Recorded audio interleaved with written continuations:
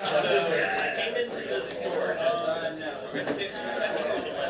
ahead and get Creeping Tar Pit in play. Pass turn. Alright. Draw? Yep. Go ahead and play a Stomping Ground, take 2, go to 18. Play a Sucker Trap. Go ahead. You got it.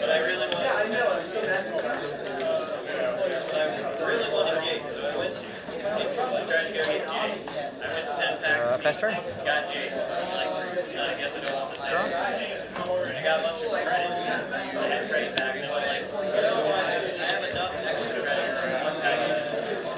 Attack for 1. Yep, 16. Go ahead.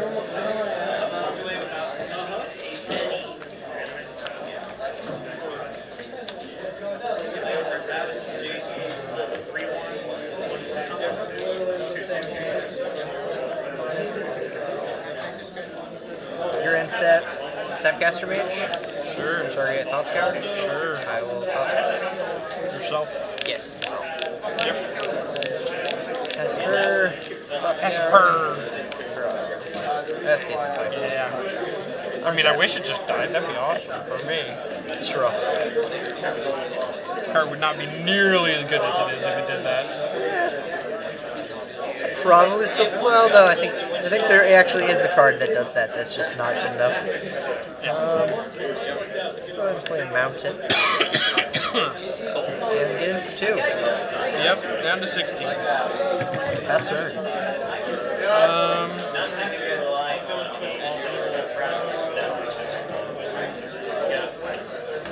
Go ahead and sacrifice the end of your turn.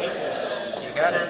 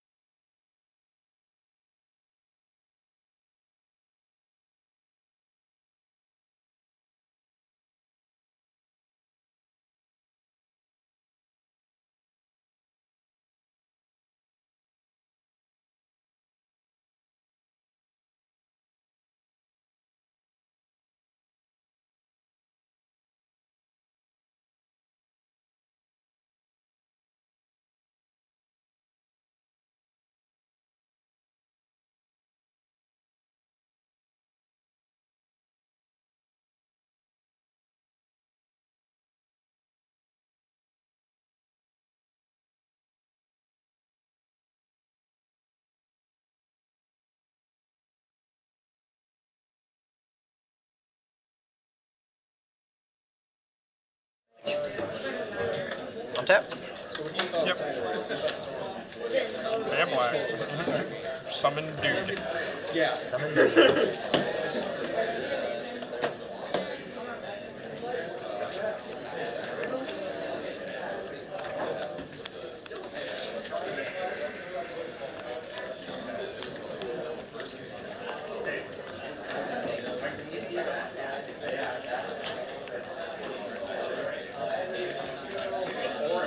Combat.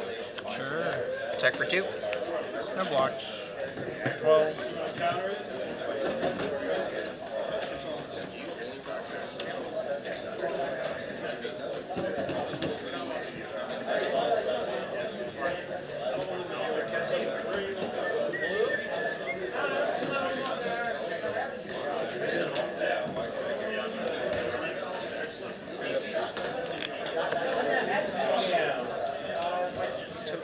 Fetch.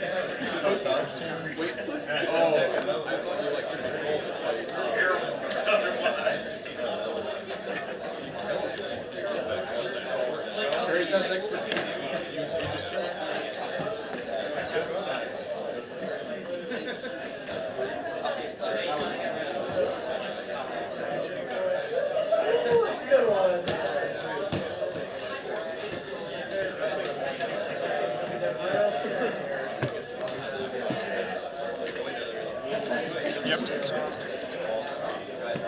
exiling. This guy, this guy, this guy. Using the K command. K command, Snapcaster, and Crypt command. And Bloodstain Wire. Yep. And pass turn. At the end of your turn, cycle. You got it. You're playing the game a little bit. Drop. I was just talking about that new inclusion in this deck, and I was like, why would they play that or Anger the Gods? And oh yeah, that's pretty good. Yeah, except for that there's this, deck of devoted druid, Oh, okay. and it has ways of getting things back from the yard. Yeah. So.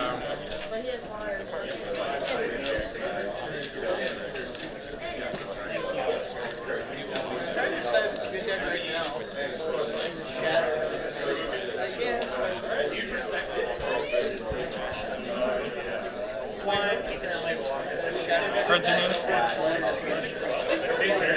5 currently. Go ahead.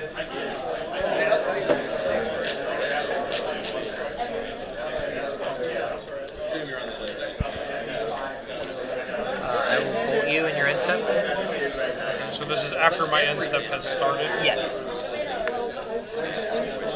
I'm told pretty close to dead is one additional bolt or a Snapcaster here. Fetch twice. Okay. Should go 10. Yep.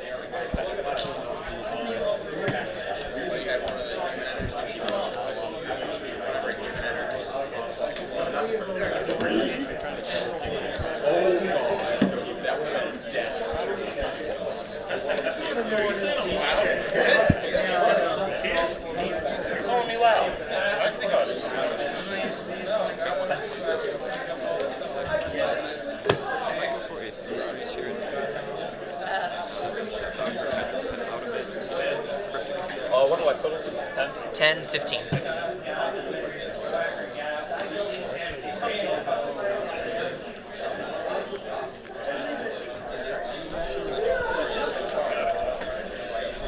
So put me down to 7. Second land there. Yep. He had fetched 2 lands, but he got 1 force. Maybe I didn't see how many lands he had. Ah, you're playing that version of this deck. Is it good? That is a good card. What does this resolve? It resolves. Patrick actually does have Cryptic Command in trigger. This is display for that. Yeah.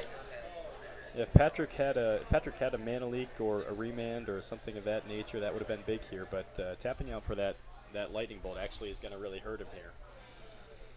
I'm not sure Patrick can actually survive this one.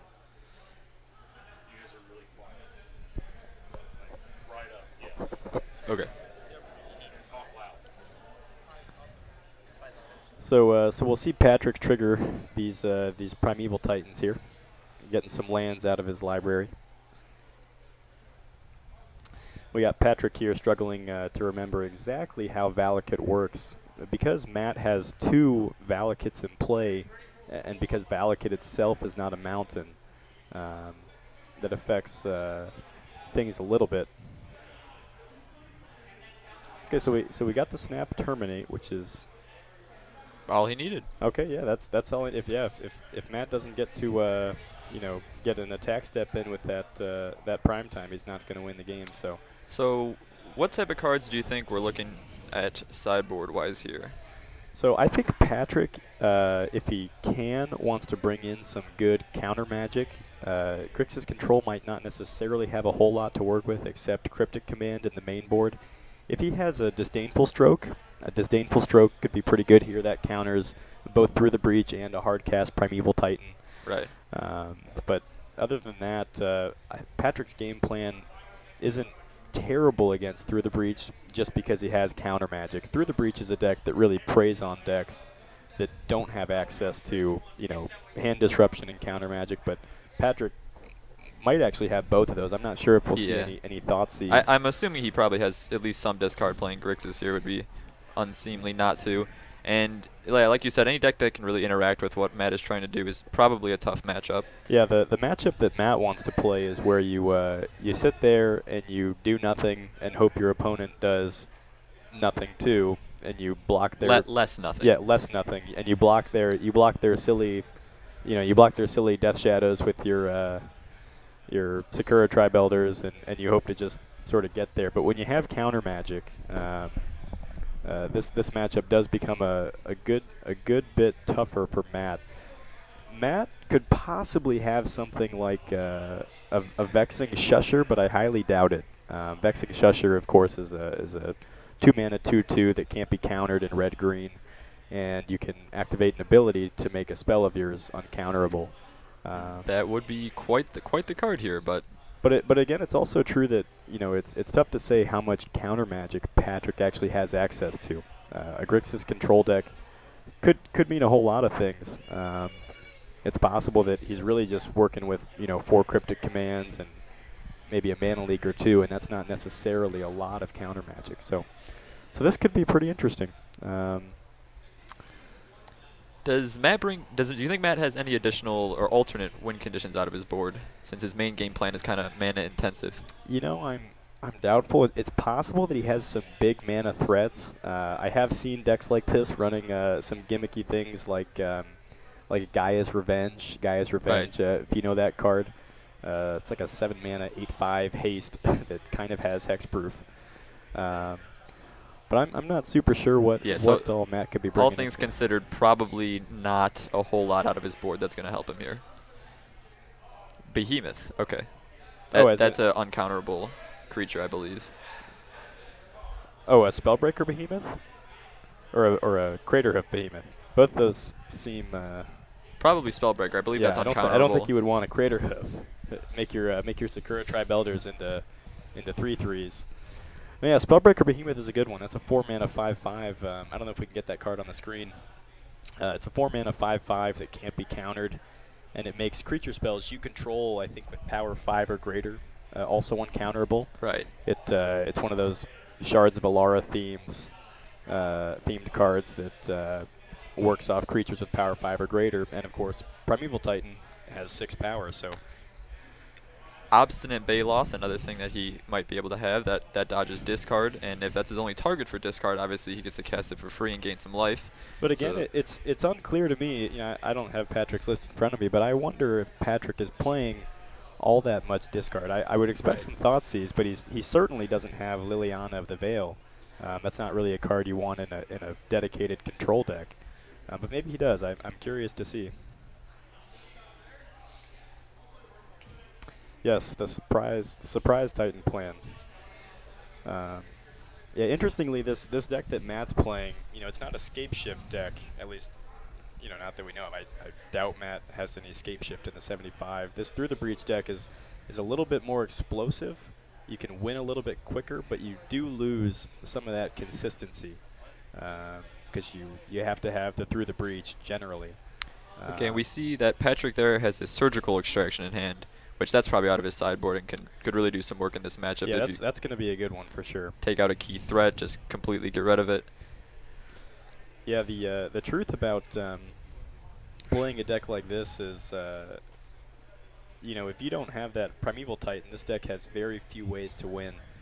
So if Patrick is able to Surgical, if he's able to Thoughtseize and then Surgical at prime time, Matt is going to be very stressed to win. He probably won't have much of a game plan except for, to sit there and try to play lands. Yeah, just win naturally with Valakut. Play enough Explorers and Mountains to hopefully kill your opponent before his Snapcasters and Taskers kill you. So Matt did cast the Farseek here to get him an extra land, which obviously is where he wants to be. Game 1, it looked like all he had was Sakura Tribe Scout, which was a little slow on his end, so maybe here he can get things started a bit quicker. Patrick's just going to pass the turn. Darkslick Shores for Patrick, coming in untapped. Relic of Progenitus. That is potentially a good card here for Matt. That could really slow down Patrick's ability to cast a Tasigur, and that would be pretty key because Tasigur is, and I assume Gurmag Angler are Patrick's really only effective way to win the game quickly. You know, Snapcasters and bolts can get you there eventually, but Patrick, to win this game quickly, which is what he needs to do, relies on resolving a Tasker or a Gurmag Angler. And of course, those cards are not easy to cast when there's a relic. We see Matt hardcast the Obstinate Baloth, which we thought he may have sideboarded. This was going to gain him 4 life. Interestingly, Patrick did have a Kolagon's command in hand, so if he did attempt to make Matt discard, he could have cast that for free. Yeah, I think it would be pretty naive of Patrick at any point in this game to, you know, without information, to cast Kolagon's command targeting Matt with a discard, just because putting a Baloth in play. Especially now that he's seen one. Yeah, I think Patrick's had to expect that there's some number of Baloths coming in. The Kolagon's command can, however, kill this relic since it is an artifact. Yep, that's definitely relevant. Helpful. And I wonder if Patrick may do that. Yeah, we see him fetching here. If he has a handful of you know, of Gurmag Anglers or something, that would probably be the prudent play. I can't really see his hand. I did see he has at least 2 surgical extractions, which are not looking great yet, but they could come in to play later. Yeah, I don't know if you want to surgical that Farseek over there, but I suppose there's a small chance that. Okay, no, Patrick will just untap. I thought we might see a Thought Scour while Matt is Matt's tapped out on mana right now, which means that he would not be able to crack Relic if Patrick were to Thought Scour, and he could actually you know, be able to generate some pretty good effective delve mana while Matt was tapped out. But right, it looks like Patrick also has a Dispel in hand, which of course is 4 through the breach. Yep, Dispel's good here. Unfortunately, does not line up well against Obstinate Baloth. I can't see if Patrick has an answer to that Baloth right now, but it looks like he'll take 4 to the face. Drops the 14 there. Is that a Spell Snare or is that the Dispel? I think that's a Dispel there. Okay. Yeah, Spell Snare wouldn't be terrible here, I guess. You know, it hits Farseek, it hits Sakura Tribe Elder, but probably not where you want to be. So Matt is thinking about his turn. We can see that Matt does have a Through the Breach in hand, and he is going to cast that, exiling a Okay, I was waiting for it. I'm like, where's the mana? Yep. So that's a pretty ballsy play. Counter Squall. Okay, yeah, Counter Squall. That's a good one. I assume that's out of the side, but maybe not. So that's going to make Matt lose 2 life. Yeah, I think Matt does kind of just have to go for that here. It's unlikely that Patrick is gonna be tapping out too much.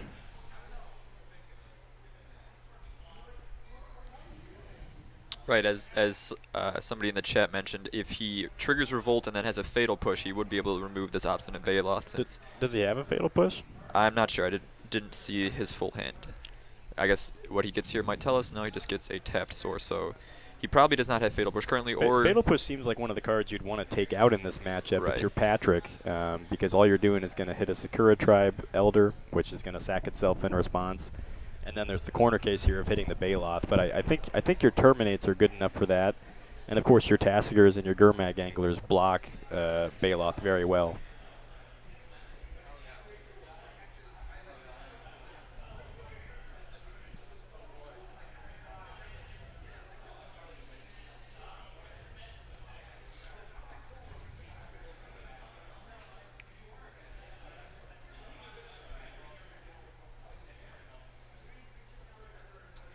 So Patrick's going to untap here. I think he just drew a Tasigur, so that could obviously help. That also stonewalls Obstinate Baloth being a 4/5. Yep, that's definitely relevant. Baloth being a 4/4 is not exactly great against these Grixis threats. So here we see the Tasigur. He's going to pay 4 mana and exile 2 cards to cast it there. Back to Matt. Yeah, I don't know if Matt is maybe he has some information that I don't. I'm not sure he's using this relic in the most prudent way possible, but I don't know. Another Farseek here, so that'll get him up to 5 mana. Because he did miss his 5th land drop last turn, which not really where he wants to be since he had to use that one of Simeon's Spirit Guide to be able to cast Through the Breach. He needs a consistent amount of 5 mana if he wants to cast more here.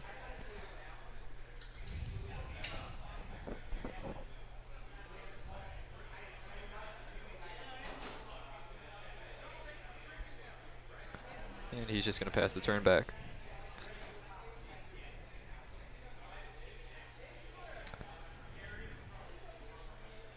So Patrick here has drawn a Thought Scour for the turn.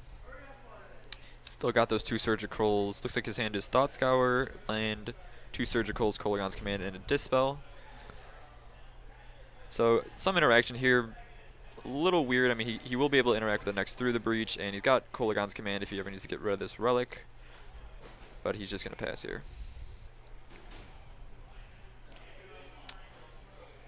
Matt opting to just freely use the relic to draw a card. He really must want to get something going here. His hand must not be very good. So interestingly, the nice thing about holding on to the relic in this matchup is that if you know your opponent has Surgical Extraction, which I think it's safe to guess that your opponent does have Surgical Extraction in their 75, holding on to relic can mean that you can actually activate your relic in response to their Surgical Extraction and then prevent them from hitting your card, if they're trying to take all your prime times. Right, so here we see Matt hardcast his prime time for 6 mana. Does not look like Patrick has a way to interact with this It looks like he's right away. Snapcaster, Dispel, Kolagon's Command, and 2 other cards. Yeah, so I do not think he has a counter for right? this. So yeah, double Surgical, Dispel, Kolagon, Snapcaster. That's not exactly how you beat a prime time. Right, I mean, he's going to have a hard time getting this off the field as of now. He does have visions, Serum Visions in his graveyard, so on his next turn he might be able to recast that with Snapcaster. So we'll see.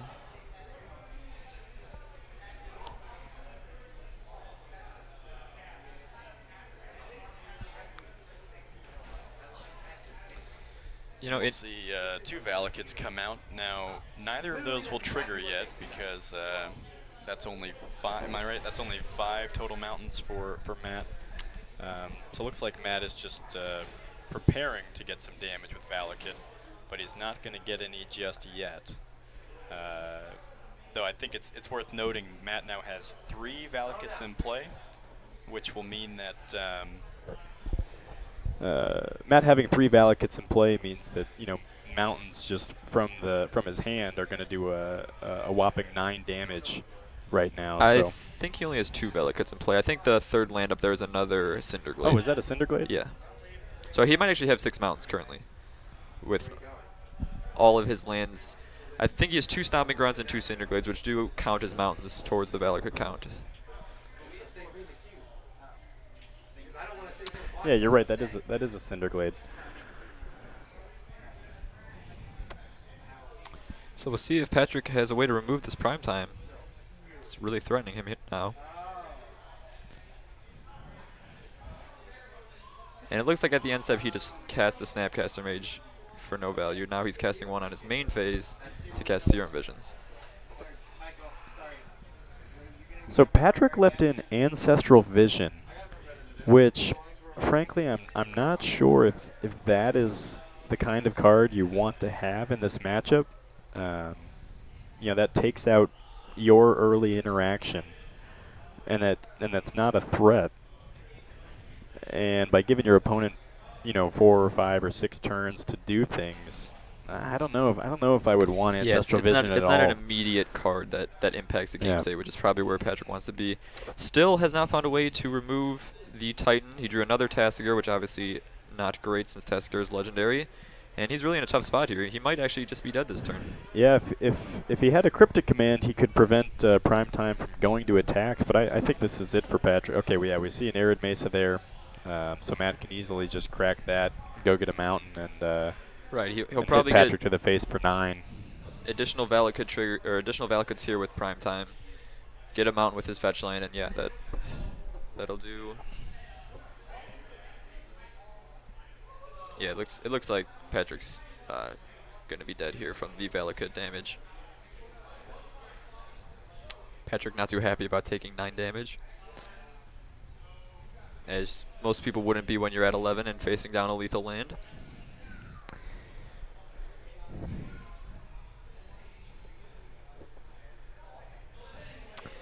Looks like Patrick is delaying the inevitable here. Yeah, there we go. Okay. Yeah, so so that did not go in Patrick's favor at all. He had some cards in his hand that are good answers to a combo strategy, but he did not have the right ones there. Right, the surgical extractions did not look good there. If he's playing surgical extraction, I've got to assume that he's playing Thoughtseize. Because in this matchup, you know, terminating the Primeval Titan is kind of too late. You know, he's already got 2 triggers out of it. So if that's the way that you're putting Prime Time in the graveyard, that's not exactly going to do it. He could use his Thought Scour to target Matt. Sure, yeah, he could Thought Scour Matt. I think that's a little risky because I think, you know, assuming you've got a Tasker or a Gurmag, right, he wants to fill his own graveyard. Yeah, you got to be Thought Scouring yourself. Yeah, I wonder if Patrick is going to change up anything. It looks like Matt is changing up some things. I think Patrick went straight to shuffling. So yeah, I didn't really see him change his deck much. So we're just going to go to game 3, see how it plays out. He will be on the play this game. Again, I don't know how many cards Patrick has to bring in from his sideboard that would be relevant. But Ancestral Vision does not seem like one of them. That's just my feeling about it. I really think Patrick wants to get out of the gate here and doesn't want to give his opponent time to just hit his land drops. Because those land drops, they'll kill you. But Patrick will be on the play this time, so that's certainly a good thing. Right, he might be able to interact with some of Matt's early ramping plays, like he could counter the Farseek, or I guess he. Yeah. Oh, that's a good point. I'm sure Patrick does have Fulminators somewhere in the 75. I would hope so. The synergy with Colligan's command is obviously very strong. Yeah, and as this person in the chat pointed out, that would be a way to get rid of all the Valakuts. If he can get one in the graveyard, you can surgically extract that. Obviously. Of course, in response, Matt could Pulsa Marasa his Valakut that's targeted back to hand and just blow him out, gain 6 life. Do we think Pulsa Marasa is something that Matt's going to want to play here? You know, Pulsa Marasa is a very real card. That card is the green Colligan's command. I'm telling you. If you've never played against Griselbrand and put their own Griselbrand back into their hand in response to their Goryo's Vengeance, and then you gain 6 life, you've never really would be lived. Quite the sequence. So it looks like both players are keeping 7 here. Patrick's hand, definitely, I can see at least 3 lands in Counterspell, Terminate, Serum Visions. Basically right where he wants to be. It seems fine, but it looks like he's lacking a threat. Not sure what that last card there is. That might be a Tassiger, third from the left. If it is, it's a pretty good start, I think, for Patrick. Especially he's got multiple fetch lands to really gas out that Tassiger.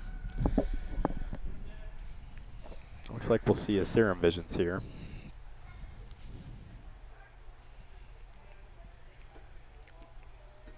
So he will get the Steam Fence. And interestingly, your life total is fairly important against this Valakut style deck because each Valakut does in multiple of 3, considering whether or not you're going to go down a certain amount of life so that you're within, you know, 1 fewer mountain range is definitely something to consider. But Patrick throwing caution to the wind here, going right to 17, and he will cast Serum Visions.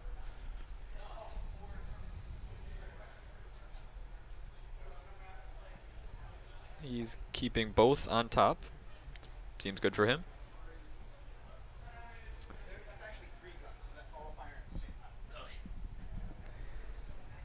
And Matt will lead with a time I am curious to see what Patrick left on.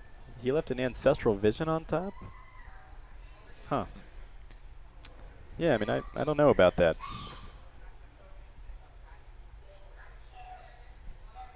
He did suspend the Ancestral here. And Matt, now with free reign to cast whatever he wants, we'll probably see either a Sakura Tribe Scout or Sakura Tribe Elder, I'm sorry, or a Farseek, yeah.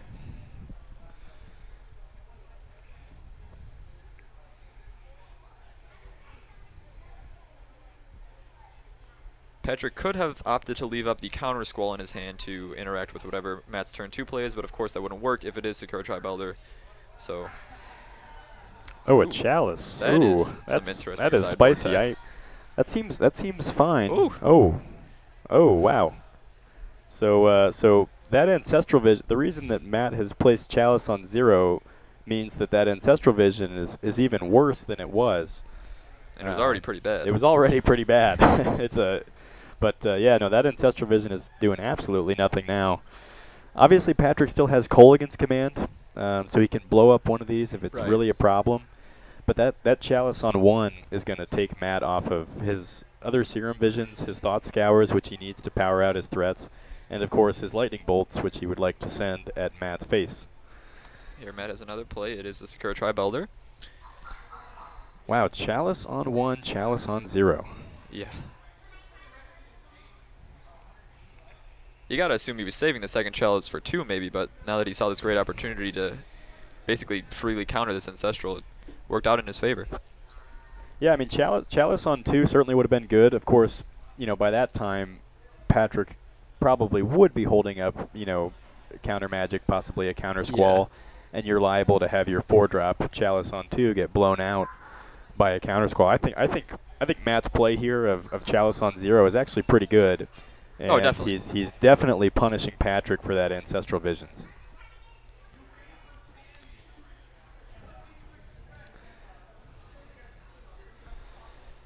So it looks like Patrick has drawn a Snapcaster now since his opening hand, and also a Cryptic Command. So he will have the possibility to counter Matt's next play, which he will be at 5 mana next turn. So.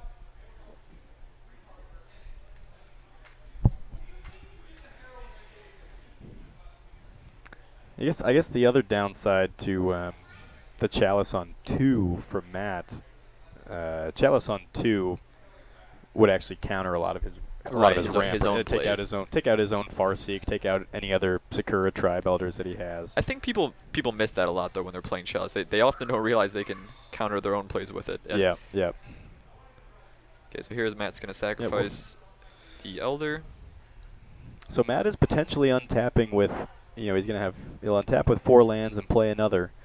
It's possible we could see him try to breach, but of course, into 4, you know, untapped blue sources. Right. Maybe not advisable, but I also think Matt sort of has to go for it with regard to these Through the Breach. He doesn't actually care if the Through the Breach gets countered. That's just him taking a Cryptic Command out of Patrick's hand. He could still obviously, you know, have a Primeval Titan. It's not like that gets. So he did play his 5th land, but it looks like he then just passed the turn, probably waiting to Through the Breach at instant speed here in case Patrick tries to do something at his end step. Let's see if he responds to this fetch. Nope. Okay, so it looks like in Patrick's deck he did also have a Spell Snare and Dispels, which now both are invalidated by this Chalice.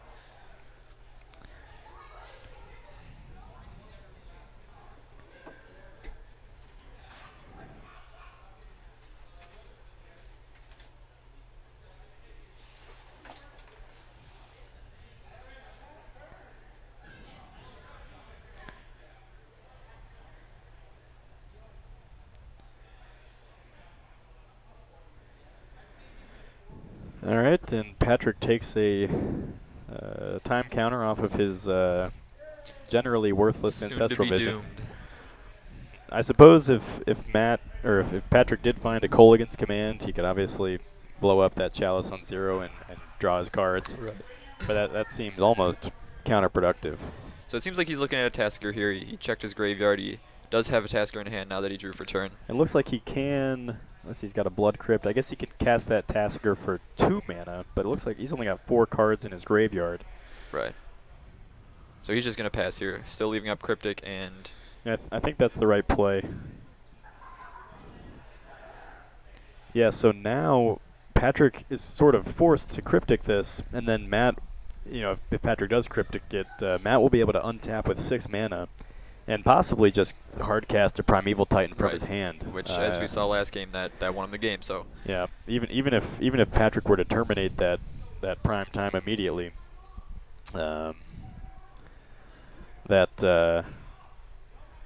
That would still generate enough value just from the ETB triggers. Interestingly, if Patrick doesn't use his Cryptic here, he could also use it to bounce one of the Chalices at, well, he's now tapped out. So. Well, he could bounce a Chalice, or he could bounce a Stomping Ground, which is actually not the worst thing in the world. Right, to cut it, in some ways, he maybe time walks his opponent there. Because he doesn't have double green, but it that looks did not like we'll happen, see. And we have Yep, a prime there we time. go. Now, does Patrick have a mana leak? Looks like no. He does have Terminate, but this is still probably going to do some damage. Yes, or I'm at curious least to set see. up some. Do you think Matt's going to get 2 Valakits? Is that what he wants? Yeah, I would assume he does here. Then every mountain is doing 6 damage because he already does have 6 mountains in play. Yep. So that's 2 Valakits off the prime time trigger. The problem here is, though, with this prime time gone, Matt, unless Matt has another prime time in hand, Matt's going to have to rely on top decking some lands to actually kill Patrick. Now, I think Matt has 2 cards in hand, and I think one of them is a Relic of Progenitus. So he can obviously draw into a threat, hopefully, but. So I do believe this suspend counter must come off here. He can opt not to cast it, but then it just stays in exile, so regardless, this is not going to be getting through. Yeah, so Patrick cannot just choose to leave that Ancestral at 1 waiting for a Kolaghan's command, as much as he may like to do so. Right, so here he is going to respond to the suspend by removing the Chalice. That's interesting use of his mana and his That's a Cryptic good command. play. I'm hoping he. So he does get to draw 3. Okay, he did find a Fulminator, which would be useful, but now he's tapped all his lands for his turn, and he's not going to be able to do much. Okay, he found a Surgical. That is very good for him. He's able to extract any future Primeval Titans, if he chooses to do so. Actually, I'm sorry, yeah, he cannot cast the Surgical. Even though it has the Phyrexian mana, its converted mana cost is still 1, so that would get countered by the Chalice here. Yeah, so Patrick, again, just in a really tough spot, not being able to counter Primetime.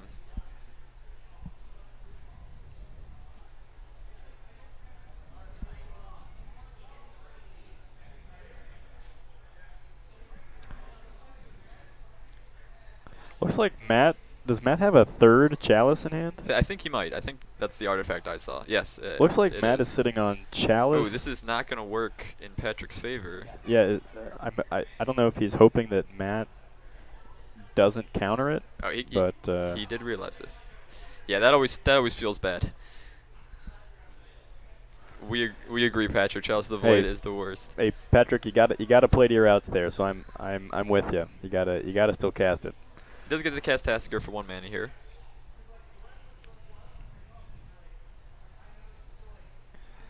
Now, if Matt's hand is Chalice, Relic. Can't see if he has a Relic. Pretty sure it is. I think he has a Summoning Pact. Oh, that could be. So that'll let him get another Primeval Titan. He just drew another Primeval Titan. He drew another Primeval Titan. Sometimes you don't even have to work for it. Yeah. So this is. Yeah. So this is lethal right here, assuming that Matt has 2 more mountains in his deck, which I'm confident that he does. Yeah. I think we saw that. Patrick is tapped out here. Yeah, I think tapping out for that Cryptic command to just draw 3 cards was really greedy there.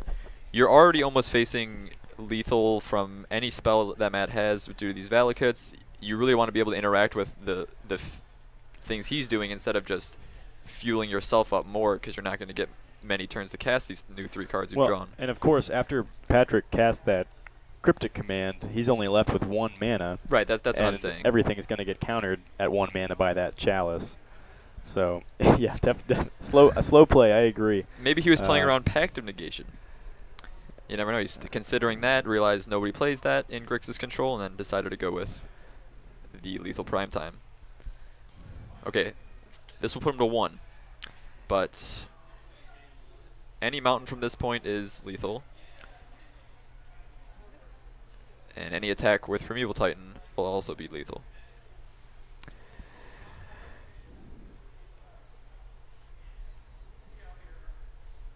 Yeah, if Matt actually had no mountains left in his deck, he would still just kill Patrick with the trample damage here for Xaxes. I don't know why Matt is continuing to play at this speed. Okay, we see a Chalice for 0. Might as well. It's not doing much else in your hand.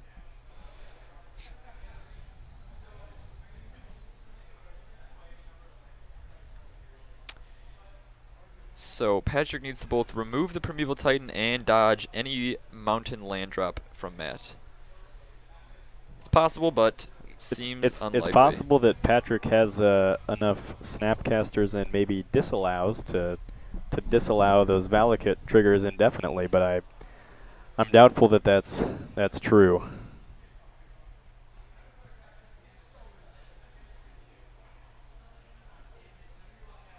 You know, it's interesting that Matt played this Chalice on 0 here, as if he does have Summoning Pact in his hand, he will not be able to cast it now.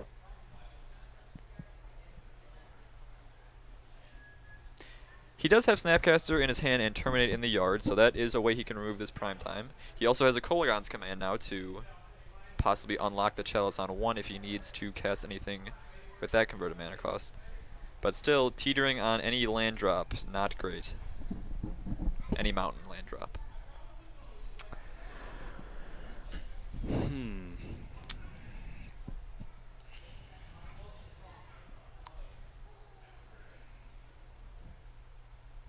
Patrick also has Fulminator in hand, but now that Matt already has 2,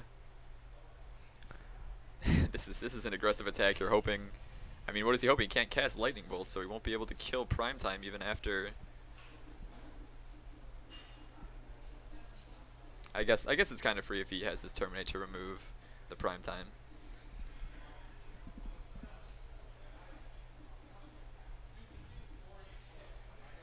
Yes, you're correct. I hate my job. Patrick basically has no outs. Is that a Fulminator mage? Yeah, but as I said, with 2 Valakuts out already, that's not going to help him because he would need to get rid of both. Now, if he had a little more mana, he'd be able to go Fulminator, Kolagon's command, right. Fulminator, and that could have been relevant. But so it looks like Matt actually drew a forest here, so that is not going to be the land drop he needs to to close the game. Okay, let's see if he notices this gets countered. Okay, yeah. If someone doesn't counter that Summoner's Pact.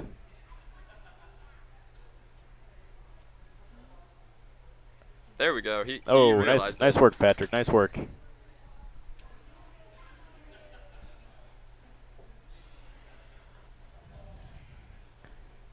So that was actually kind of a yeah. No, I'm pretty sure is that not a relic in Matt's hand? I can't see it.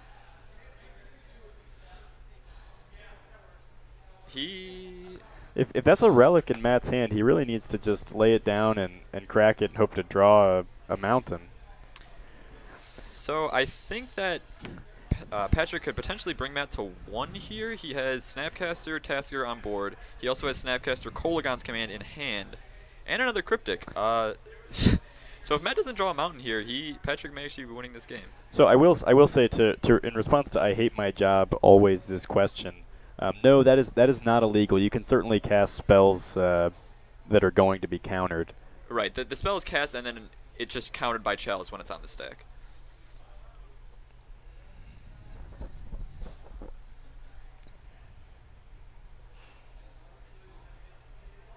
Appears that Matt has started playing a game on his phone now.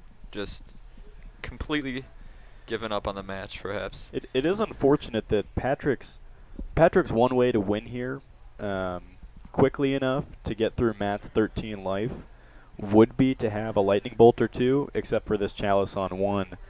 Well, he does have Kolagon's command in hand, so he can remove the Chalice if he needs to. That's true. I think he actually has 2 Kolagon's commands. He can also just take those Kolagon's commands to face for 2 damage. Right. To hit Matt for, I guess, 7, 8, 9, 10, 11. That would put Matt to 2 if he uses both Kolagon's commands and swings.